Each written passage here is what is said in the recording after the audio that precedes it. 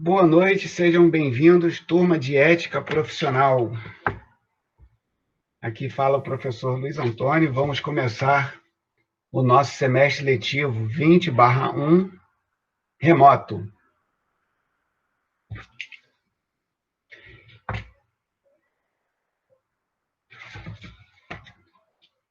Bom, nosso primeiro dia, semana passada eu não pude comparecer, então marquei para hoje o nosso início. Tem aqui algumas coisas que eu pretendo ler para vocês, para a gente comentar, discutir, etc. Mas, basicamente, eu tenho como costume, na primeira aula, apenas me apresentar e conversar um pouco com vocês. Então, eu não devo falar sobre matéria, quer dizer, eu não devo dar matéria, não devo dar aula, digamos assim. Bater um papo com vocês e a gente já encerra daqui a pouquinho. E eu tenho um aviso também. Nessa quinta-feira agora, eu fui convidado para ser recebido num canal do YouTube e eu não vou poder participar com vocês aqui. Então, quinta-feira agora, eu não vou poder dar aula de ética profissional. Nossa próxima aula, e aí sim a primeira aula, dia 15, terça-feira que vem. Tá? Antes de terminar, eu vou reforçar o aviso e vou também, provavelmente, no dia da quinta-feira que vem, mandar um e-mail para vocês. Antes da gente começar, alguém tem alguma pergunta?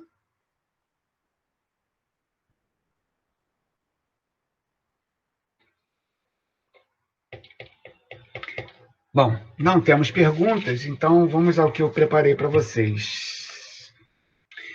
No fim do semestre passado, do PLE, eu fiz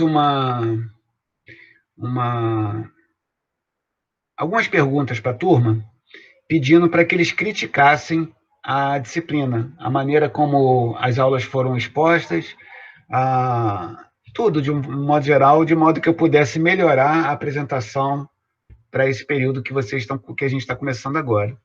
A ideia era que os alunos me indicassem os problemas que eles encontraram para que eu pudesse melhorar. De um modo geral, eu não tive muitas exposições dos alunos, não foram críticas negativas. A maioria deles disse que as aulas estavam boas, tranquilas, com bons exemplos e tudo mais. E aí não me ajuda muito porque eu precisava que as pessoas indicassem os pontos ruins. E aí isso não houve muito. Porém, assim, com muito jeito, alguns falaram para mim algumas coisas que poderiam ser melhoradas. Então, eu vou discutir com vocês e precisava também da ajuda de vocês para que a gente possa fazer o máximo possível esse período, que ele transcorra da maneira mais tranquila possível. Tá todo mundo muito cansado, a gente acabou de terminar o PLE agora, já emendou nesse, nunca passei por uma situação dessa, então vamos tentar fazer com que esse semestre também seja tranquilo. Acho que o outro, eu fiz o máximo possível para ser tranquilo, vou fazer o máximo aqui também. Então, vou falar para vocês algumas coisas que os alunos comentaram para mim. Eu pedi para eles expressarem isso depois que as aulas tinham acabado, justamente para que ninguém ficasse, para que todo mundo ficasse bem livre para descer o cacete mesmo. Ó, professor, não gostei disso, não gostei daquilo, porque eu já tinha lançado as notas no SIGA, não tinha problema algum. Mas vou falar aqui o que eles comentaram. Tá? Sugeriram debate. Eu não usei a técnica de debate. Eu acho muito interessante provocar debate em ética. Só que para ter debate, a gente precisa de duas coisas, basicamente. A gente precisa de um tema, ok? E provavelmente um tema que pudesse ter muitas opiniões divergentes, né? Tipo aborto, traição, roubo, assassinato, coisas ligadas à religião, etc. Então, a gente precisa de um tema. E segunda coisa que a gente precisa de uma pessoa para debater para um lado e outra pessoa para debater para o outro lado. Então, eu vou procurar obter de vocês temas para a gente discutir e também precisaria de pessoas para falar, para defender um ponto de vista que fosse oposto ao outro. Quando a gente está em sala de aula, isso é mais tranquilo para mim, porque Embora eu não seja uma pessoa que fique muito à vontade em aula de ética, é uma coisa que eu queria, mas não tenho ainda, não fico muito à vontade, mas eu queria ter muita fluência, eu queria ter muitos exemplos, eu queria contextualizar muito melhor do que eu já faço, porque eu acho que é um assunto muito importante. Não só o Brasil, mas o mundo inteiro tem aí vários exemplos que a gente pode pegar para poder abordar. E é sempre muito interessante a gente ver opiniões diferentes. Na sala de aula, com todo mundo olhando, é um pouco mais simples para mim. Aqui, em função de eu ainda estar aprendendo, e acredito que vocês já devem ter passado por isso também, falar com ninguém olhando para você, porque todo mundo fica só com a fotografia, é uma coisa muito estranha para o professor, não estou reclamando, só estou dizendo que é assim. Então, o debate é algo que eu vou tentar fazer. Então, se alguém tem algum tipo de sugestão, já não precisa falar agora, mas em algum momento eu vou pedir sugestão para isso. E também gostaria de ter voluntários, né? Tem muitos temas que a gente pode debater e a gente tem que estar com a mente bem aberta, tá, pessoal? Porque assim como vocês, eu também tenho religião, eu também tenho posicionamento político, eu também tenho determinadas preferências e a gente não pode brigar um com o outro, tá? A gente tem só que colocar argumentos ou tentar encontrar furo no argumento do outro, só que num debate civilizado. Então, foi uma sugestão da turma passada, professor, acho que tinha que ter debate. Eu sinceramente, acho que a aula de ética fica muito rica com debate. Tá? Então, é uma coisa que eu vou tentar colocar com vocês. Sugeriram o uso de pesquisas. Normalmente, na primeira aula de ética, eu não consegui fazer isso para essa aula, porque está tudo muito corrido. Eu tenho um questionário padrão que eu mando para vocês respondem, e eu comento aqui os dados. Ele investiga sobre um posicionamento ético que a gente tem em relação a nós mesmos e em relação às outras pessoas. E eu procuro contextualizar essa resposta que a gente dá com algumas variáveis. E aí a gente começa a entender como é que algumas variáveis impactam na avaliação ética que a gente tem em relação a nós mesmos e em relação ao outro. Então, eu pretendo fazer, já poderia ser na quinta-feira agora, mas como eu disse, eu não vou poder estar aqui. Na terça-feira que vem, até lá, eu vou ter mandado o link do questionário do Google Docs para vocês. Aí eu preciso que vocês respondam com rapidez para que a estatística possa ser feita e eu possa comentar. Além disso, também foi sugerido utilizar a informação de pesquisas acadêmicas, né, sobre comportamento ético de um modo geral, comportamento ético em relação aos negócios, à contabilidade, etc. Eu tenho uma certa facilidade de encontrar artigos, monografias, teses, dissertações, etc. Vou tentar trazer isso para cá. Preciso falar com vocês algo muito importante, não vou falar hoje, mas vou em algum momento, já terça-feira que vem mesmo. Como nós vamos fazer a avaliação. Tá? Eu vou falar para vocês no final da exposição de hoje, que não vai ser longa, como eu fiz a avaliação do período seguinte. Se vocês acharem que dessa maneira tá bom, a gente segue assim sem problema, mas eu achei muito chato. A gente decide sobre isso depois. Qual seria a melhor avaliação pelo ponto de vista de vocês e que eu possa fazer sem problema? Eu tive um outro ponto aqui. Eu tive o hábito de, a cada aula, passar uma tarefa. Então, praticamente todas as aulas, acabava a aula, eu passava uma tarefa que tinha que ser feita ali naquele momento e enviar por e-mail. Tá? Alguns alunos acharam isso muito positivo, porque, sei lá, eu discutia, por exemplo, um dos assuntos já no finalzinho do semestre foi... Em princípio, a percepção das pessoas, da maioria das pessoas, é que as mulheres têm um comportamento ético melhor do que os homens. Tá? Isso é uma coisa que a gente pode estabelecer. As mulheres têm mais princípios éticos bons do que os homens. De um tempo para cá, as mulheres estão ascendendo cada vez mais as posições gerenciais e de diretoria das empresas. Okay? Em função disso, das mulheres estarem nas posições mais mulheres relativamente estão indo para as posições de comando, a sociedade, de um modo geral, o mundo corporativo, de um modo geral, terá um comportamento mais ético em função das mulheres estarem gerenciando mais os negócios? Então, esse foi um tema que eu debati com base na literatura que a gente tem. Eu tenho um livro de PDF, que é grátis, ele é do CRC, que eu sempre uso nas aulas. Então, eu fiz a aula com base nesses conceitos, e logo depois eu ia e pedia alguma coisa, alguma opinião, ou para dar algum exemplo, alguma coisa assim. Então, a participação do aluno, assim que acabava a aula, mandava um e-mail para mim, e isso ia contando pontos para avaliação. Então, os alunos tinham ponto por fazer prova e também por participação. Alguns alunos elogiaram isso, tá? Tarefa a cada aula. Sugeriram, e aí como crítica mesmo, que eu não fiz e eles acharam que deveria fazer, são exercícios juntos. Então, é muito difícil para mim, porque eu não fui preparado para essas aulas aqui, mas como é que eu conduziria um tipo de exercício com vocês online, ao vivo? Então, sei lá, alguma coisa que me passa aqui pela cabeça seria: começa a aula, 10 minutos eu faço uma exposição de um aluno, de um assunto qualquer, a gente fecha os microfones, cada um trabalha, 20 minutos depois aparece todo mundo e comenta. Então, é um tipo de atividade que a gente pode fazer. Sugeriram o uso do AVA, estava falando agora para a turma de finanças pessoais. Não usei o AVA ainda, e pretendo aprender a usar bem o AVA agora nesse semestre com vocês.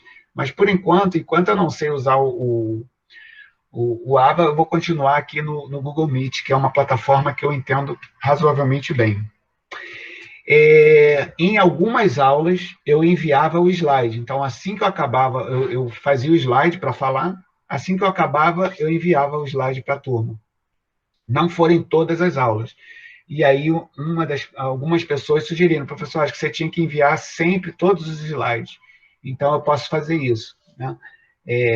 Acabou a aula, eu envio o slide, mesmo que a turma não tenha pedido, porque evita de ter que ficar copiando as coisas que estão lá no slide, já iriam para vocês. Foi uma crítica que eles fizeram. Um dos pontos aqui, sugestão dos alunos, tá, galera? Exigir dos alunos participação, ou seja, mais interação. Então, nas reuniões que eu faço lá no departamento, ou em alguns outros lugares onde eu faço palestras para universidades, os professores, nas reuniões dos professores, comentam isso que eu estou vendo aqui, né? Ninguém aparece, só tem as fotos e tudo. Isso é muito ruim para o professor, e isso é um assunto que, quando alguém descobrir como quebrar isso, vai ser uma descoberta boa. Então, parte dos alunos sugeriram: professor, tem que dar um jeito e ter mais participação dos alunos com o professor, mais interação, mais, assim, perguntas que se façam e respostas em função dessas perguntas. Então, a gente tem que achar uma maneira, ou tem que tentar achar uma maneira, na maior paz possível, de como ter mais interação. Quem tiver alguma ideia, puder me mandar por e-mail, por favor, tá? Eu também gostaria muito disso. Como é que eu poderia interagir mais com a turma, tá? Um outro comentário: seria interessante provocar reflexão. Na minha opinião, uma das coisas melhores sobre ética, em turmas de ética, é provocar reflexão. Ética em si, a gente vai ver, alguns autores fazem esse tipo de diferenciação, não é uma tentativa de ensinar ou de mostrar como a pessoa deve se comportar. Não é isso. A ideia da ética é o estudo, ok? Aula de ética: estudar, não ensinar como se comportar. Ensinar o processo decisório das ações. Então, o que eu, como indivíduo, considero racionalmente e emotivamente para fazer ou deixar de fazer algo. Repara, não é o ato em si. Fulano matou alguém. Não é disso que a gente vai falar. Fulano morreu ou não morreu. Não é isso. Em que eu estava pensando para querer matar? Isso interessa para estudo de ética. Ok? O que aconteceu dentro do meu processo decisório que me levou a apertar um gatilho, no caso de eu ter dado um tiro? O que aconteceu para que eu evitasse puxar o gatilho? Ou seja, eu tinha toda a vontade de ir lá e cometer aquele assassinato e não cometi. né? E é uma das coisas que diferenciam, por exemplo, um homem de um animal irracional, né? Então, um animal irracional, ele segue o instinto, então ele segue o instinto para fazer sexo e se procriar, ele segue o instinto para matar, para poder se alimentar, ele segue o instinto para poder defender a sua cria. A raça humana, a gente até tem esses impulsos todos, mas em função de sermos civilizados, na maioria das vezes, a gente reprime esses impulsos em função da coletividade. Tá? Então, já tem uma diferença entre a humanidade e os animais irracionais, e também desse grupo, humanos e animais, das plantas, por exemplo, e dos minerais. É até um exemplo absurdo, mas é exatamente isso. Numa palestra sobre ética, o professor tinha dado o exemplo de uma pera, né? Como seria a vida da pera, independentemente das aspirações da pera, ou da maçã, ou da banana, ou do abacaxi. Digamos que uma dessas frutas quisesse ser o rei ou a rainha do pomar, onde ela está. Não ia acontecer muita coisa, porque ela não tem como ter uma vontade e colocar traduzir essa vontade em ação. Então, e muito menos os minerais, que nem vida tem. Né? Imagina um pedaço de madeira, um pedaço de pedra, como é que isso seria numa análise, numa contextualização ética? Né? Então, o que a ética gosta de estudar são os porquês, o que levou a pessoa a fazer uma coisa ou outra. Aí, a ideia de que se alguma coisa é boa ou ruim, a ideia de que o fulano é bom ou ruim, é a ideia de moral. E aí tem uma das coisas que a gente estuda, diferenças entre moral e ética, se não me engano, é o primeiro capítulo do livro que eu vou enviar para vocês, um PDF, tá? Diferenciar a ética de moral. Então, a ideia de ser bom ou ser ruim, a ideia do ato em si, de ser bom ou ruim, é um estudo sobre moral. A ética é a motivação que a gente tem, questões racionais e emotivas para se fazer ou deixar de fazer algo. Tá? Então, esse processo reflexivo é interessante. Eu acredito que tenha tratado sobre isso, mas pediram para tentar explorar mais isso, eu vou tentar fazer com a turma de vocês. E, como eu disse, em sala de aula, olhando nos olhos de vocês, vendo a reação, porque às vezes, quanto mais putos os alunos ficavam, conforme eu ia falando, melhor eu estava mais sucesso para mim, porque não há coisa melhor numa aula que envolva questões éticas de você tocar num ponto que gere muita confusão. Né? E normalmente a gente encontra muito isso em política, em assuntos religiosos, em assuntos de questões raciais, em questões de, sei lá, minorias. Então, obviamente, a gente tem que ter muito cuidado, mas também muita compreensão, porque haverá muitos assuntos que sugerem confusão. Mas a gente tem que entender que a gente entrou dentro de um laboratório, a gente precisa ter a compreensão de que o que se vai se falar aqui é para que a gente possa estudar ética, ok? Não está refletindo o que eu acho, o que você acha, nem nada, mas é interessante a gente tentar ver o mesmo ponto de vista com a vista do outro. Isso é muito bom para a gente relativizar o que a gente mesmo acha. Tá? Então, essa reflexão eu vou procurar fazer bastante. E, finalmente, uma das críticas aqui, apresentar casos práticos e fictícios. Então, eu poderia, por exemplo, chamar alguém aqui para fazer uma palestra sobre como é que foi uma questão tal que passou dentro da empresa, com o funcionário ou com o chefe. Então, é bacana a gente ver um profissional falar. Então, não só uma questão real, como também fictícia. A gente poderia bolar uma situação qualquer, um contador numa situação tal, um administrador, um economista, um presidente, um governador, um prefeito, sei lá, um cidadão, uma situação qualquer, e vamos fazer uma análise ética em relação a isso. Divide a turma em grupos, sei lá, cada um faz uma exposição, uma coisa assim, tá? Então, essas foram as contribuições que eu achei interessante que os alunos fizeram, que seria um recado da turma anterior, através de mim, para vocês, para a gente tentar fazer uma aula melhor possível, tá? Como é que eu fiz o semestre passado? Eu tenho um livro que tem, eu acho que uns 11 capítulos, porém eu só uso 7, os 7 primeiros, que eu divido em 4 capítulos para P1 e 3 capítulos para P2. Os 4 capítulos para P1 são Introdução, e os capítulos 1, 2 e 3, P1, capítulo 4, 5 e 6, P2. Normalmente é assim, uma aula 2 aulas, 3 aulas, 4 aulas, P1. Bem rápido. Revisão de prova, nota, não sei o quê. Aula 4, aula 5, aula 6, P2. Tá? Normalmente é assim.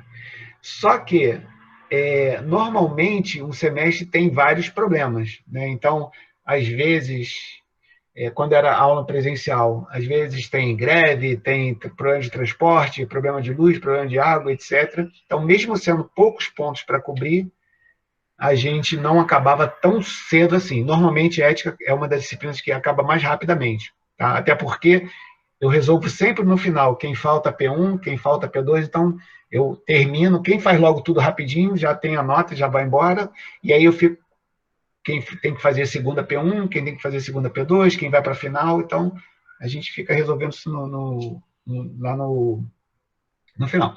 As provas são de um jeito que eu acho muito tranquilo, muito, muito tranquilo. Eu tenho uma exposição, eu vou na literatura, nesse livro que eu estou falando para vocês, descrevo a visão dos autores, coloco o meu pensamento ali, discuto, concordo, discordo, etc. E normalmente faço uma tarefa. Tá?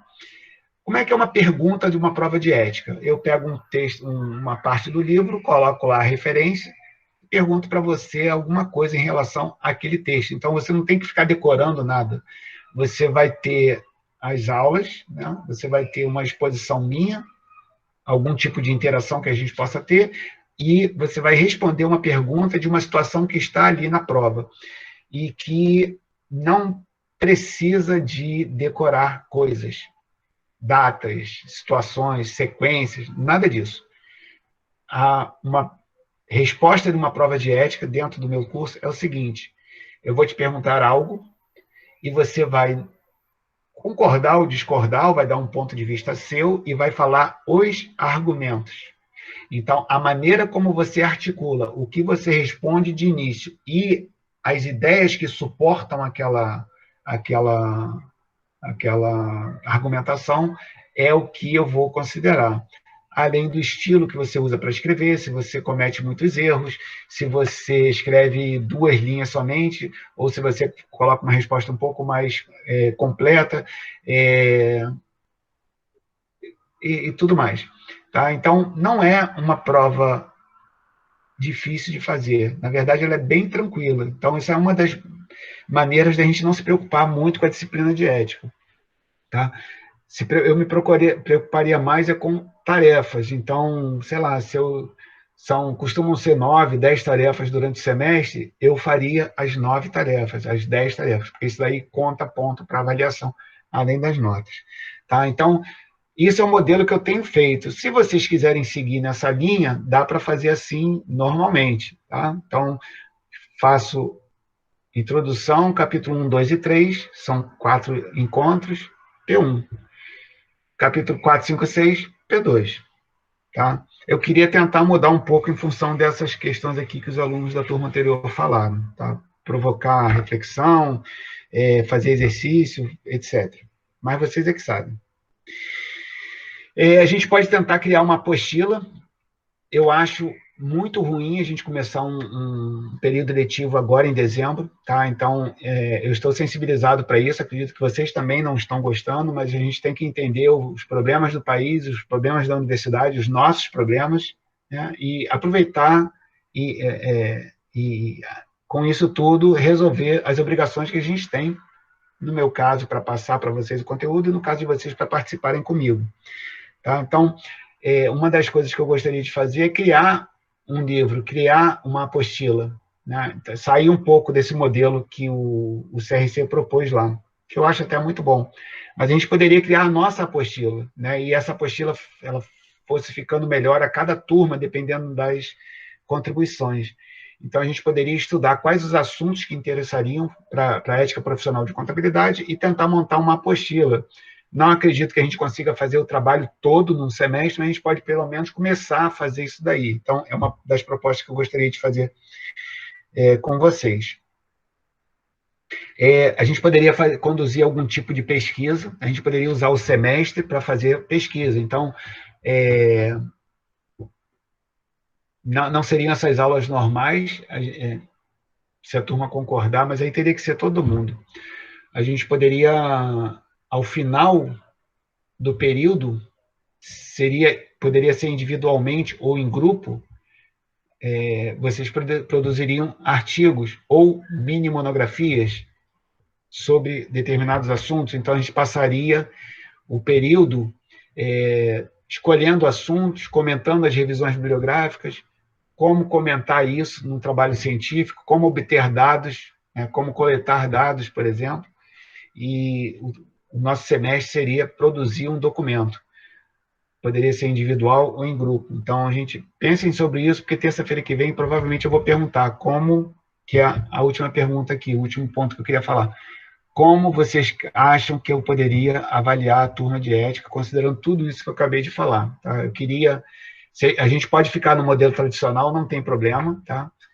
Eu passo aqui os slides, comento os slides, peço uma tarefa para vocês, 7 exposições, P1, P2, acabou. E também a gente pode tentar inovar, fazer uma turma com intensa reflexão sobre questões éticas e tudo mais. Tá? Pensem sobre isso, por favor. Era isso que eu queria falar, queria me mostrar para vocês, que alguns de vocês não me conhecem ainda. Queria ver aqui o rosto de vocês. Queria saber se tem alguma pergunta que vocês queiram fazer. Se não tiver, a gente já termina por aqui. Lembrando do que eu disse no início da aula, quinta-feira agora não vou poder dar aula. Uma pessoa que me chamou uns 4 anos atrás para fazer uma palestra sobre finanças pessoais lá na Rural, lá em Nova Iguaçu, ela me convidou para fazer uma transmissão pelo YouTube. Vai ser na quinta-feira à noite, eu não vou poder estar aqui com vocês, tá? Então, não vamos ter atividade ética nessa quinta-feira agora, só terça-feira que vem, dia 15. Aí lá eu vou procurar já fazer alguma coisa que eu vou chamar de matéria, e aí, se der, a gente trata sobre esses assuntos todos que eu falei. Basicamente, como vocês acham que a gente deveria avaliar esse período remoto aí. Ok? Alguém tem alguma questão para perguntar?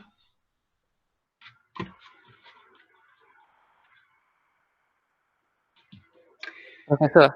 Sim, É, Harrison. Harrison, isso. O senhor está gravando, vai disponibilizar em algum local? Eu esqueci de falar, boa pergunta, Harrison. Nós temos... Eu criei um canal para a turma de finanças pessoais. Aí achei melhor não criar um para ética. Então, lá nesse canal de finanças pessoais, toda aula que acaba aqui, eu faço um MP4 e coloco lá. Então, tem uma das pastas lá vai ser ética profissional. E aí está por data de aula, tá? Assim que acabar aqui, eu vou parar de gravar o vídeo e vou pendurar lá, tá? Não sei se hoje ou amanhã. Então, tudo que a gente falar fica gravado no YouTube da turma de finanças pessoais. E o login é Finanças Pessoais UFRJ. Lá tem um monte de vídeos sobre finanças pessoais, se vocês tiverem curiosidade de ver, e vai ter uma pasta ética profissional, período 2020/1 remoto. Ok? Não sei se eu respondi o que você perguntou. Outra coisa também, você falou da câmera, vai ser uma questão então opcional, ligar a câmera ou não? Eu sei que... Eu não tenho ainda... É opcional, sim, e eu sei que a maioria vai ficar assim, do jeito que está. Eu, às vezes, participo de reunião assim também, então não tem problema algum. Mas, mesmo... Eu precisava de um pouco mais de interação. Se não tiver também, Harrison, não tem problema, tá? A gente tem que entender que o mundo todo está passando por isso, e eu não estou querendo inventar moda nem nada. Se quiser continuar assim, não tem problema algum. Mas eu acho que fica mais bacana se a gente participar mais. É só uma sugestão também, tá? Tá Porque bom. a gente está se aproximando do Natal, eu sei que está todo mundo de saco cheio de reunião, 3, 4 reuniões todo dia. Então, assim, eu queria mesmo tentar passar o que eu sei, né, que eu acho que eu sei alguma coisa sobre ética, eu posso tentar, e fazer para que vocês tenham um período mais tranquilo possível, entendeu? Agora, se puder colocar esse temperozinho aí de ter mais interação, beleza, mas não é necessário não, pode ficar do jeito que está aí, sem problema, tá? Sem mais perguntas? Nenhuma dúvida? Pessoal, então, só por hoje, a semana, só isso de hoje.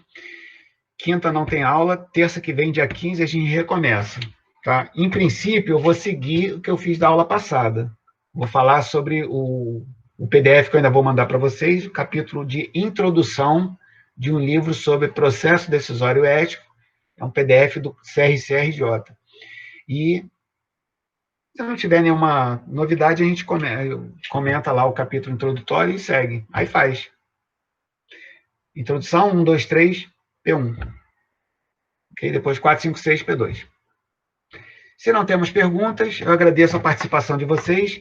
Na turma de finanças pessoais perguntaram sobre presença. Não tem presença, tá? Só digo o seguinte, não é sempre, mas haverá vezes em que eu vou pedir uma tarefa. E eu preciso da tarefa que seja feita, assim, quando eu peço. Então, por exemplo, poderia pedir agora. Coloca no e-mail o que você acha sobre a situação política no Brasil agora. Entendeu? E aí são 9 horas, poderia dar 10 minutos você mandar o e-mail, por exemplo. Entendeu? Então, haverá participação desse jeito, de e-mail para você enviar, e aí isso tudo vai para uma planilha que diz se você fez a tarefa, se você fez na hora que eu pedi, se você fez depois. E tem pessoas que fazem a tarefa um dia depois, ou 3 horas depois. Existem vários motivos para isso, não quero questionar nem nada, mas é para diferenciar um aluno do outro, tá? Então, quem faz com mais rapidez, com mais eficácia, tem mais pontos também, tá? Então, essa participação é muito importante. Eu vou procurar sempre não demorar muito. Meia hora, 40 minutos de disposição. Se tiver uma tarefa, algo que vai levar 10 minutos e acabou. Tá? A gente vai tentar passar mais esse semestre sem grandes aborrecimentos. Sem perguntas, foi um prazer conhecer vocês. Espero que a gente possa ter um semestre maravilhoso. E um fim de ano também muito bom, se Deus quiser, tá bom? E começar o ano que vem também com toda a força. Obrigado, professor. Forte abraço, meu amigo. Boa Obrigado, noite. professor. Até a Boa próxima. noite. Boa noite, professor. Valeu, professor. Até terça-feira, galera. Valeu. Valeu. Abração.